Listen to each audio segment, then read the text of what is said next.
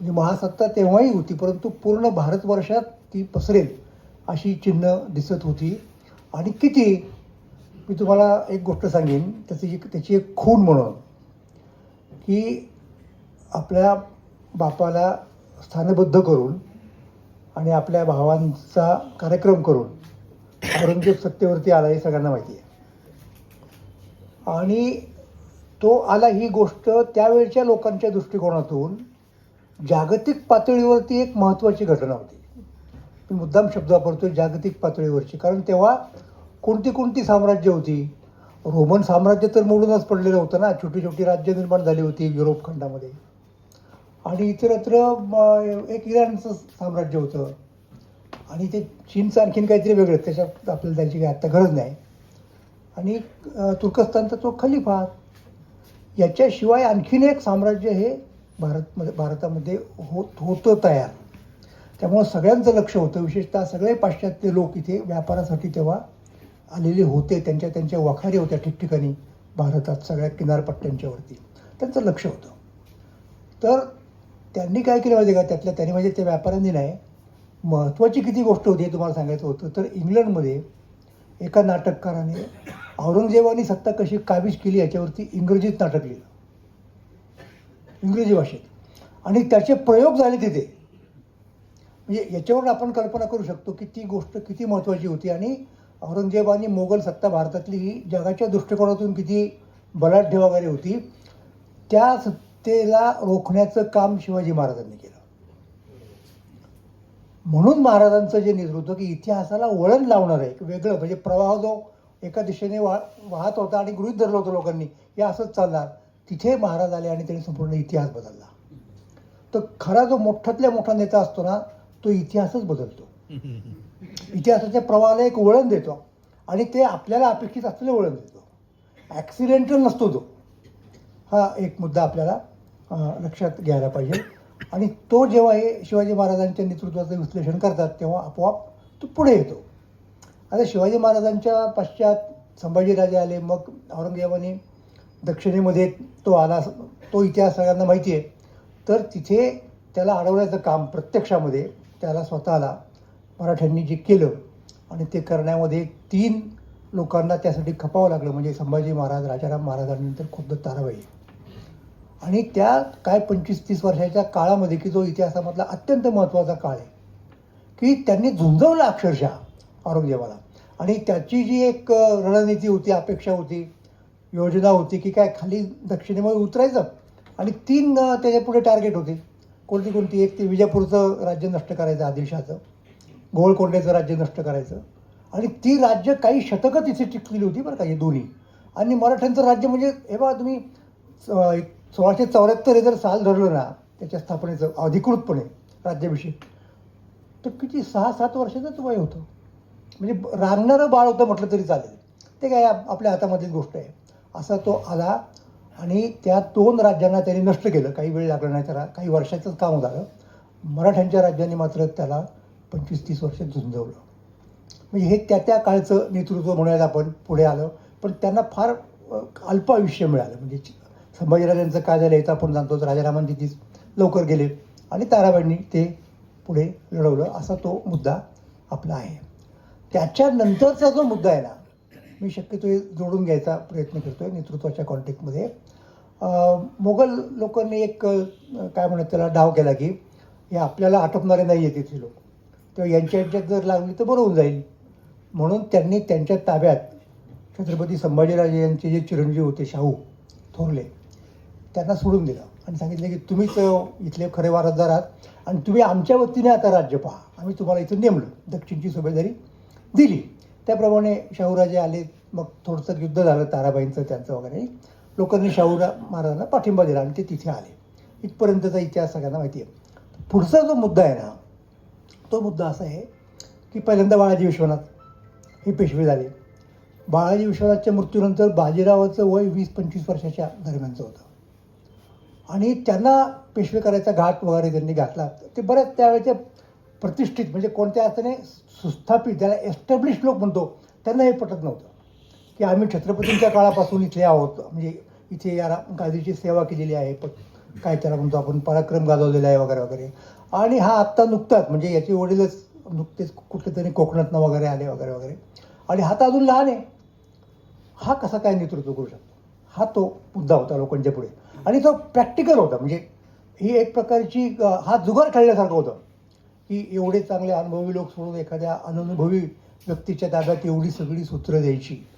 तर हे सगळं कधी फिरलं पारलं, तर शाहू महाराजांनी एक दरबार भरवला आणि तिथे लोकांच्या पुढे प्रश्न ठेवला की इथून पुढं आपल्या राज्याची स्ट्रॅटेजी काय राहील.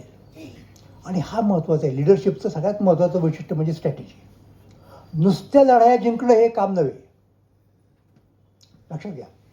तर स्ट्रॅटेजी म्हणजे ही लढाई आपण कशासाठी जिंकतोय, तिथून पुढे आपल्याला काय साध्य करायचं आहे, ते किती वर्षामध्ये साध्य होईल याचा, आणि ते कसं साध्य करायचं याचा जो एक आराखडा असतो त्याला आपण स्ट्रॅटेजी म्हणतो थोडक्यात. तर ती महत्त्वाची असते. तर त्यासाठी शाहू महाराजांनी ते लोक बोलवले, त्यांच्यापुढे चर्चेला विषय ठेवला. तर तिथे जे पारंपरिक होते पंतप्रतिनिधी मुख्य होते, त्यांचं नाव श्रीपतराव, आणि वयस्कर होते अर्थात बाजीरावांपेक्षा. तर तुमचं काय मत आहे म्हणले. तर ते असं म्हणाले की आपण काय करूयात, पहिल्यांदा दक्षिण दिशा जी आहे दख्खन ती निर्धोक करू. आणि त्यावेळेला खरंच एक तो निजाम म्हणजे 2 तर राज्य गेलीच होती, पण मोगलांनी ज्याला नेमलं होतं इथं यांना, तो म्हणजे निजाम. तर त्याचा बंदोबस्त करू आणि मग आपण उत्तरेकडे जाऊ, हे प्रतिनिधी म्हणाले. बाजीरावांच्याकडे जेव्हा विचारणा झाली तेव्हा बाजीराव म्हणाले की नाही, आधी आपण उत्तरेत जाऊ.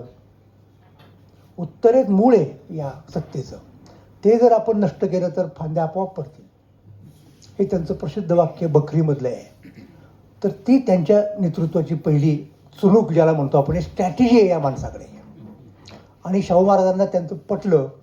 आणि शाहू महाराजांचं जे वाक्य आहे ना बखरीमधलं नोंदवलेलं, ते फार महत्त्वाचं आहे की तुमच्यासारखे लोक आमच्याकडे जर असतील तर उत्तरेतच काय, परंतु हिमालयाच्या पलीकडचं किन्नर खिंडीचं राज्यसुद्धा आपण घेऊ शकू. हा मुद्दा आहे. आणि त्यांनी तो जुगार खेळला, विश्वास टाकला, आणि बाजीरावांनी तो सार्थ करून दाखवला. हे बाजीरावांचं नेतृत्व आहे. म्हणजे नुसती घोडदौड केली. आता त्याची लोकांना एक रोमॅन्टिक वर्णन असतात की ते घोड्यांना उतरायचेच नाही, ते काय कणसवीत असायचे ते खायचे चोळत चोळत वगैरे वगैरे वगैरे, हे मोठ्या दौडी मारायच्या. आणि खरंच आहे त्या, पण त्याच्या मागे काय विचार आहे तो महत्त्वाचा आहे. आणि तो ज्याच्याकडे असतो तो काय होऊ शकतो, तो नेता होऊ शकतो. तर ह्या अशा प्रकारच्या लोकांच्या नेतृत्वाचं विश्लेषण करण्याचं अत्यंत महत्त्वाचं काम. आणि लिडरशिप स्टडीज ज्याला म्हणतो ना आपण, आपल्याकडं दुर्दैवाने या विषयाकडं फार लक्ष गेलेलं नाही. म्हणजे आपल्याकडे सुद्धा राज्यशास्त्र, स्ट्रॅटेजिक स्टडीज वगैरेचे डिपार्टमेंट्स आहेत, पण तरी देखील त्यांच्याकडनं फार मोठं काही काम झाले. म्हणजे आता कदाचित माझी माहिती अपुरी असतील असं काही मला वाटत नाही. पण लिडरशिप स्टडी हा एक स्वतंत्र विषय आहे. विशेषतः अलीकडच्या काळात म्हणजे भांडवलशाहीच्या नंतर मॅक्स वेबर नावाच्या एका समाजशास्त्रज्ञांनी त्याचं इतकं विश्लेषण केलेलं आहे. आणि त्याच्यात त्यांनी एक वेगळा मुद्दा आणला. त्याचे काही गुणधर्म असतात का नाही, त्यात त्यांनी सांगितलं की करिश्मा हा एक महत्त्वाचा भाग अलीकडच्या काळात झालेला आहे. म्हणजे आपल्याला कल्पना आहे त्याच्याबद्दल जास्त. त्याच्यामुळं आत्ता ते राजकीय नेते वगैरे असतात त्यांच्या दिमतीला हे, मला वाटतं तुम्हीच मग अशी उदाहरण दिलं ना, ते ब्युटिशियन वगैरे, ते त्यांनाही लागतं. फक्त नववधूलाच नाही किंवा कुठल्या नाही, त्यांनी कसं दिसावं, त्यांनी कोणत्या रंगाचे कपडे घालावेत, म्हणजे तो कॅरिश्माचा भाग झाला त्याच्या. असं तो वेगळा मुद्दा आहे. पण हा फार महत्त्वाचा मुद्दा आहे. आणि ज्याने गेल्या 50 वर्षामध्ये ज्याच्यामुळं जगाच्या इतिहासाला आणि भूगोलाला एक वळण लागलं, त्याला नेता म्हणायचं की नाही मला माहीत नाही, पण तो मुत्सद्दी तर नक्कीच होता, महामुत्सद्दी होता. त्याचं नाव हेनरी किसिंजर. हेनरी किसिंजरचं एक पुस्तक आहे, त्या पुस्तकाचं नाव लीडरशिप. त्यात त्यांनी 6 नेते निवडलेले आहेत आणि त्यापैकी प्रत्येक नेत्याच्या नेतृत्वाचं काय म्हणत त्याला विश्लेषण वगैरे वगैरे केलेलं आहे. आणि मग त्याच्यात ते सगळे मुद्दे येतात. म्हणजे त्याची स्ट्रॅटेजी काय असली पाहिजे, त्याला विजन कसली असली पाहिजे वगैरे वगैरे. हा एक त्याचा मला असं वाटतं की महत्त्वाचा मुद्दा आहे. म्हणजे इतकं या प्रकारच्या अभ्यासाला निश्चितपणे महत्त्व आहे आणि ते आपण अलीकडच्या काळामध्ये समजून घ्यायला पाहिजे. हा एक मला मुद्दा आपल्याला सांगायचा आहे. आपल्याला शिवाजी महाराजांचं जसं महत्त्व माहिती आहे ना, कारण ते आपण त्यांच्यामुळेच आहोत. पण एक आपल्याला सांगायचं आहे, जसं यांनी हिटलरचं नाव घेतलं आणि त्यामुळे काही लोकांना आश्चर्य वाटलं, तसं मला तुम्हाला एक गोष्ट सांगू द्यात की शिवाजी महाराजांनी जसं मराठ्यांचं राज्य उभं केलं एका साम्राज्याच्या नाकावर टिचून, तसं ज्याने आपल्यानंतर पराभव केला पानिपतवरती त्या अहमद शाह अब्दालींनी इराणचं जे राज्य होतं साम्राज्य नादिरशाहच्या मृत्यूनंतर आज आपण ज्याला अफगाणिस्तान म्हणतो, आणि अफगाणिस्तानचा प्रश्न अख्ख्या जगाला भेडसावणार आहे. अफगाणिस्तानने इंग्रजांना शह दिला, अफगाणिस्ताननी रशियाला शह दिला, अफगाणिस्तानने अमेरिकेला शह दिला, आत्ता अफगाणिस्तान पाकिस्तानला शह द्यायचं काम करतोय. म्हणजे त्या बाबतीत त्याचं कर्तृत्व मान्यच केलं पाहिजे. पण याला स्वतंत्र राष्ट्र कुणी बनवलं आणि कधी बनवलं? ते शिवाजी महाराजांनी मराठ्यांचं राज्य बनवल्यानंतर कित्येक वर्षांनी अहमद शाह अब्दालींनी इराणचं राज्य बनवलं.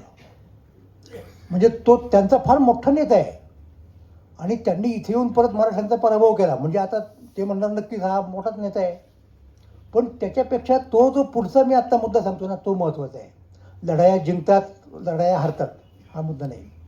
त्याच्यानंतर जेव्हा तो परत गेला त्याच्या मायदेशी, आपले काही लोक त्याने इथं ठेवले, तेव्हा त्यानं काय केलं माहिती आहे का? त्यानं नानासाहेब पेशव्यांना पत्र लिहिलं. आणि नानासाहेब पेशवे तेव्हा अश्विनजी इंदूरला होते, त्यांची छावणी, ते काय निघाले होते तिकडे मदत करायला वगैरे. काहीतरी कम्युनिकेशन गॅप झाला आणि तिथेच त्यांना बातमी आली की असं असं झालेलं आहे, आणि त्याच्यामुळे त्याने हाय खाल्ली, परत आले ते मागे. तो वेगळा मुद्दा आहे. पण नानासाहेबांना त्याने काय पत्र पाठवलं? म्हणजे तुमचं आमचं काय दुश्मनी आहे? हे कोण सांगतंय कोणाला? अहमद शाह अब्दाली पत्र लिहितोय की तुमची आमची केवळ योगायोगाने अपघाताने युद्ध झालं, आमचा अजिबात इरादा नव्हता. आणि खरं आहे बरं का ते, म्हणजे कुठल्या अर्थाने खरं सांगतो तुम्हाला मी. त्यानं जेव्हा हे सगळे लोक गेले पानपट्ट्याचे तिथपर्यंत, राघोबाला, आता पुढचा टप्पा येतो, त्यांनी पत्र दिलं की तुम्ही आणि आम्ही लढाई करायची आमची अजिबात इच्छा नाही, तुम्ही आम्हाला पंजाबपर्यंतचा मुलूक सोडा, सरहिंदपर्यंतचा, आणि बाकी सगळा हिंदुस्थानचा कारभार तुम्ही पहा. आता ते मराठ्यांना मान्य नव्हतं, मराठ्यांचं एक वेगळं परत धोरण होतं, ती चर्चा मी इथे करत नाही. तर त्यावेळेला नकार दिला. ते बरोबर त्यांनी तो रेफरन्स दिला की आम्ही कुठं म्हणतो तो युद्ध करत, आमची ती इच्छाच नव्हती, पण तुम्ही म्हणताय म्हणून हे युद्ध झालं. वाईट गोष्ट झाली, तुमचे चिरंजीव गेले, तुमचे बंधू गेले, आता झाल्या गोष्टीला इलाज नाही, आणि आता आपलं वय संपलं, आपण मित्र म्हणून राहू. हे त्यांनी कोणाला कळवलं? नानासाहेब पेशव्यांना. तर मधल्या काळात नानासाहेब गेले, मग परत इकडे थोरले माधवराव पेशवे, त्यांच्याकडे ती पेशवाईची वस्त्र आली.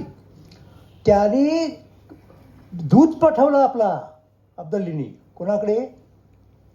माधवरावांच्याकडे. त्या दूताबरोबर एक हत्ती पाठवला भेट, आणि नव्या पेशव्याचं अभिनंदन, वस्त्र पाठवली, आणि हेच सांगितलं की तुमचा आमचा काय प्रॉब्लेम आहे, आम्ही तुमच्या मुलखाला आज तोपर्यंत त्या युद्धात त्यांनी पंजाब जिंकलंच होतं ना, म्हणजे जे त्यांना पाहिजे होतं अगोदर ते, आम्ही तिचं राज्य करणार आहेत, आम्ही इकडे येणार नाही, तुम्ही आम्हाला त्रास देऊ नये, संपला मुद्दा. हे नेतृत्व असतं. म्हणजे लढाई म्हणजे काय मत लढाई, दुश्मनी म्हणजे काय मत दुश्मनी, असा मुद्दा नाही येतो. आणि त्याप्रमाणे पुढे घडलं. मी तुम्हाला सांगतो, याच्यात काही अतिशयोक्ती नाही. नंतर सुद्धा परत मराठे उठलेत त्या याच्यातून, फिनिक्ससारखे. त्यांनी परत सगळा हिंदुस्थान, शिंदे, होळकर या सगळ्या मंडळींनी सगळी बसवलं बसताना आपलं वगैरे वगैरे. त्यावेळेला सुद्धा उत्तर भारतातल्या अनेकांनी अब्दालीच्या वारसांना पत्र लिहिली की तुम्ही परत एकदा या, मराठी इथे परत शिरजोर झालेत. त्यांचा काही काटाकाटा पूर्वीसारखा नाही आलं कुणी ते, कारण त्यांनी ती स्ट्रॅटेजी घातली की तिथं जायचं नाही, ते डेंजरस लोक आहेत, एकदा आपल्याला विजय मिळाला, योगायोगाचा मुद्दा आहे. आणि खरंच योगायोगही असतो अशा अनेक गोष्टींमध्ये. तर हे महत्त्वाचं आहे. त्याच्या मागे, त्या नेतृत्वाच्या मागे एक स्ट्रॅटेजी लागते, एक विजन लागते. ते सायकोलॉजी नावाचा जो एक त्यांनी मुद्दा सांगितला ना, तो फार महत्त्वाचा आहे. आणि आत्ता हे याच्यामध्ये त्यांनी फक्त राजकीयच नेते घेतलेले आहेत म्हणून आपण त्याच्याबद्दल परंतु सगळ्या क्षेत्रांमध्ये अशा प्रकारे लागतं ना, नेतृत्व सगळ्या क्षेत्रांमध्ये लागतं, कॉर्पोरेटमध्ये लागतं. आणि आत्ता तुम्हाला सांगतो, आत्ता नेतृत्वाचा प्रश्न जगाच्या पाठीवरती अत्यंत गंभीर आणि महत्त्वाचा ठरला आणि क्रुशियल आणि निर्णायक ज्याला म्हणतो आपण. कारण आत्ता कोण राज्य करणार माहिती आहे? कुठला नेता राज्य करणार, कुठल्या राष्ट्राचा, कुठल्या राज्याचा सोडून बोला. आता आर्टिफिशियल इंटेलिजन्स कंपन्यांचे नेते जगावरती राज्य करत आहेत आणि खरी लढाई त्यांच्याच चालू आहे, आपल्यापर्यंत ती येत नाही. राष्ट्रांच्या एवढं बजेट त्यांचं असतं, लक्षात घ्या. मग तो अल्टमन असेल, तो कोण वगैरे वगैरे, हे जे सगळे आत्ताचे लोक जे आहेत, तर ते सगळे गुगलवाले, आणखीन मायक्रोसॉफ्टवाले, हे सगळे सध्या राज्य करत आहेत आणि ही लढाई त्यांच्याच चाललेली आहे. आपल्याला वाटतं उगीच आपली लढाई चालू आहे. काही आपली लढाई चालू नाही. आपल्याला लढाई कसं करावी यासाठी पूर्वीचे जे लोक द्यायचे की नाही शस्त्रास्त्र करून, हे आहेत ना, ती शस्त्रास्त्र मिळतात ना आपल्याला, ती फार डेंजरस आहेत. आधीच आपल्याकडे ते अणुशक्ती नावाची एक गोष्ट आहे, तीच एवढी भारी होती वाईट रीतीने, म्हणजे त्रासदायक किंवा काय, तर तिला आता याची जोड मिळाली. म्हणजे आता समजा अमेरिकेला जपानवरती अण्वस्त्र टाकायचे असतील तर अजिबात गरज नाही की अमेरिकेत कुठली तरी विमानाचा पायलट माणूस त्या विमानात बसेल आणि तिथं जाईल. कुणी सांगितलं करायला? त्या विमानाला, त्या अण्वस्त्राला तुम्ही एक काय ते द्यायचं ते दिलं लावून, सॉफ्टवेअर वगैरे जे काय असतं ते अल्गोरिथम लावून दिला की ते बरोबर तिथं जाईल, तुम्ही सेफ. तर हे सगळं आत्ता चाललेलं आहे. म्हणजे मी त्याच्याबद्दल काय आत्ता इथे बोलत नाही, माझा सध्याच्या अभ्यासाचा विषय आहे. मी एक यूट्यूब, म्हणजे माझं प्रमोट करत नाही, मी एक विषय निघाला म्हणून सांगतो. माझं महाराष्ट्र मंथन नावाचं यूट्यूब चॅनल आहे आणि त्याच्यामध्ये मी सध्या आर्टिफिशियल इंटेलिजन्स या विषयावरतीच बोलतो आहे. आणि ही महत्त्वाची गोष्ट आहे. तर आत्ताची लिडरशिप जर महत्त्वाचं त्याच्यात कोणाला तुम्हाला द्यायचं असेल ना, तर तुम्हाला या लोकांना टाळून चालणार नाही. हे आपल्याला एक निश्चितपणे एक सत्य म्हणून आपल्याला पुढे ठेवायला काही हरकत नाही. तर तो जो मुद्दा आहे ना, नेतृत्व ही वृत्ती आहे, हे आपण पण मगाशी सांगितलं. काय नेम प्रकारची वृत्ती आहे? त्या माणसाला असं वाटतं की आपण पहिलंच असलं पाहिजे या सगळ्या लोकांच्यामध्ये. बरेच नेते असे आहेत बरं का, म्हणजे तसे नसतीलही, काही खरोखर एका प्रसंगामुळे नेते होतात आणि पुढे होत जातात, म्हणजे त्यांनाही कळत नाही. पण बरेचसे नेते ते पहिल्यापासूनच त्यांना आपल्या एक स्वतःच्याबद्दलची एक काहीतरी कल्पना असते की अरे आपण हे करायला पाहिजे, आपल्यात ते गुण आहेत किंवा आपलं ते मिशन आहे, आपल्याला नियतीने किंवा आपल्याला इतिहासाने किंवा आपल्याला आणखी कशाने ते दिलेलं आहे. आणि मग त्याप्रमाणे त्यांची वाटचाल सुरू होते. आणि मग खरोखर नंतर जेव्हा आपण इतिहास लिहितो ना, तेव्हा आपल्याला वाटतं अरे खरंच हे इंग्लंड हे राष्ट्र नशीबवान की अशा वेळेला इथे हे जे दोन नेते आहेत ना, हिटलर आणि चर्चिल, त्या हिटलरला देऊ शकला चर्चिल आणि फक्त चर्चिल. दुसऱ्या कोणाच्याही नेत्याच्या अंगात ते सामर्थ्य नव्हतं. खचून गेला होता सगळा युरोप, त्या सगळ्या त्याच्या धंदा त्याच्या पुढे. केवळ हा माणूस पुढे आला आणि त्यानं हे सगळं केलं. आणि त्याचं बघा तुम्ही पहिल्यापासून त्याचं ते तुम्ही पाहिलं ना, पहिल्यांदा तो इथे आला, आफ्रिकेत आला, तिथे लढला, तिथं त्याला पकडलं त्या तिथल्या बंडवाल्यांनी वगैरे काय जे असतील ते, तिथून तो सुटला. आणि तो नुसता हे नाही आहे, परत तोही मगाचा जो मुद्दा सांगितलं नाही मी, की त्याच्या पाठीमागे एक मोठी विजन आहे. ती काय विजन आहे तुम्हाला सांगतो मी थोडक्यात, म्हणजे लक्षात येईल आपल्या की काय प्रकारचं सगळं असतं ते. त्याने एक पुस्तक लिहिलं इतिहासाचं. असं म्हणाल की चर्चिलने इतिहास लिहिला आहे, आम्हाला माहीत नाही, लिहिलं ना. कोणाचा इतिहास लिहिला असं वाटतं तुम्हाला? साहजिकपणे आपण म्हणू की इंग्लंडचाच इतिहास लिहिला ना. नाही, त्यानं इतिहास लिहिला history of English speaking people. 4 खंड आहेत. मग त्याच्यात जिथे जिथे इंग्रज लोकांच्या वसाहती आहेत त्या आपोआप आल्या. ऑस्ट्रेलिया आला, न्यूझीलंड आलं, त्याच्यामध्ये आफ्रिका, दक्षिण आफ्रिका आली आणि सगळ्यात महत्त्वाचा मुद्दा म्हणजे अमेरिका आली. हा त्याचा प्लॅन होता की आता आपली, म्हणजे आता खरं तर अमेरिकेने इंग्लंडची युद्ध करूनच स्वातंत्र्य मिळवलेलं आहे, पण आता असं चालणार नाही. आता अमेरिका आणि इंग्लंड यांनी मिळून जे काय करायचं ते केलं पाहिजे, हे नेतृत्व आहे. आणि मधल्या काळात विशेषतः दुसऱ्या महायुद्धानंतर जवळजवळ हेच घडलेलं आहे. आता काय कोणाला कसली शिंग फुटली माहीत नाही, म्हणजे ते सगळं जे चालले तिकडे एक युरोपची युनियन झाली आणि इकडे आपण बघतोय अमेरिकेत काय चाललंय ते. तर हे म्हणून चर्चिल महत्त्वाचं आहे. हिटलरचं वेगळे पण नेतृत्व, त्यांनी त्याच्या देशाला वगैरे वगैरे जे काय केलं त्याचं विवेचन याच्यामध्येच आहे. पण हिटलरला पुरून उरणारा शेरा सव्वा शेर, काय म्हणा ठकास माठ इतकं आपल्याकडे म्हणे आहेत, हा जो ठरला हा फार महत्त्वाचा. साम्राज्य जे असणार असतो ना, म्हणजे त्याच्यात तक्रार करायचं काय कारण आहे? ठीक आहे, त्याच्यापाशी आहे. आणि तो इतका आता हे जे आहे ना ते करिश्मा म्हणूयात किंवा त्याचं एकूण ते बोलणं चालणं ते सगळं त्याला काय म्हणतो आपण प्रसंगावधान वगैरे वगैरे हजरजबाबीपणा. एकदा पार्लमेंटमध्ये काय झालं, ते विरोधी पक्षाच्या एक बाई होत्या खासदार, त्या भयंकर चिडल्या चर्चिलवरती चर्चा करता करता, आणि त्या म्हणाल्या मी जर याची बायको असते ना, बरं का, मी जर याची बायको असते ना तर याला कॉफीतून विष दिलं असतं. चर्चिल अत्यंत मुश्किलपणे असं म्हणाला, मॅडम मी ती कॉफी आनंदाने घेतली असती.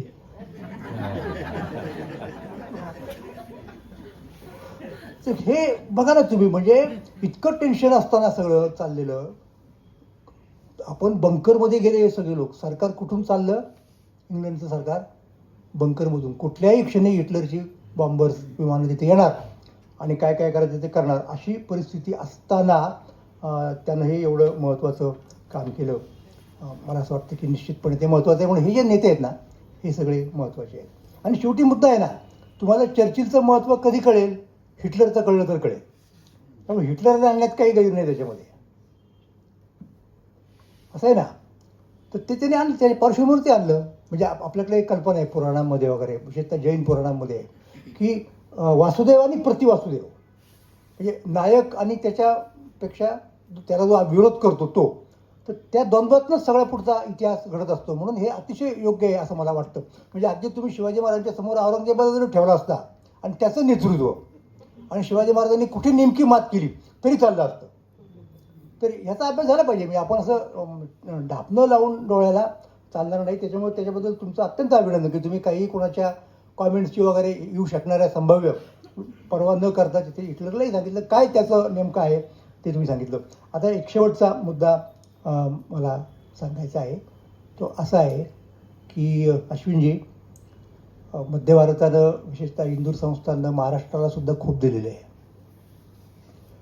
आणि हे स्वातंत्र्यपूर्व काळातलं संस्थानिकांच्या वेळची, आणि त्याच्या अगोदरचं काय प्रश्नच नाही. म्हणजे न बोलणंच चांगलं.